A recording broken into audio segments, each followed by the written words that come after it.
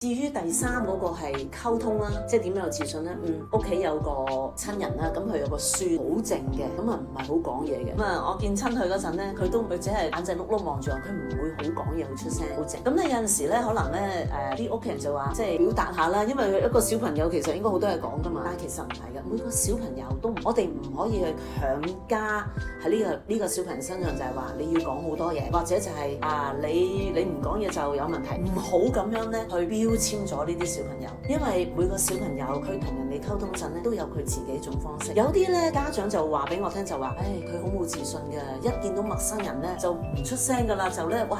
就避開噶啦。咁我哋作為家長咧就唔好咧夾硬咧就扯出嚟，你要同人哋打招呼嘅，你要叫人哋嘅，教小朋友咧唔好喺啲公眾地方。我真係非常想強調呢樣嘢，我見得太多咧啲家長咧喺啲公眾地方咧喺度指罵啲小朋友，本來佢都有啲自信嘅，你咁樣做嘅話，你咪一嘢咪打沉咗個小朋友咯。你人係要面嘅，每一個人都需要嘅，人係需要面，亦都需要尊心。咁細個小朋友，你唔好喺公眾地方咧去直接批評佢或者話佢做，教小朋友翻屋企教。譬如如果個家長覺得喂，小朋友你見到人要同人哋打招呼嘅，你喺屋企同佢練習，譬如下次咧公公婆婆嚟屋企，我哋要點做啊？咁你就鼓勵佢，我哋試下先，係啦，見到公公就公公咁樣，或者見到爺爺嫲嫲又點樣叫人哋，鼓勵佢去。我真係有見過咧，有啲家長咧，佢係好有耐性喺屋企教小朋友點樣去同啲親戚打招呼，小朋友真係願意噶噃，因為你有提佢嘅時候，佢就會講嗱，呢種係一種禮貌，而且亦都會幫個小朋友咧，佢知道點樣去有自信。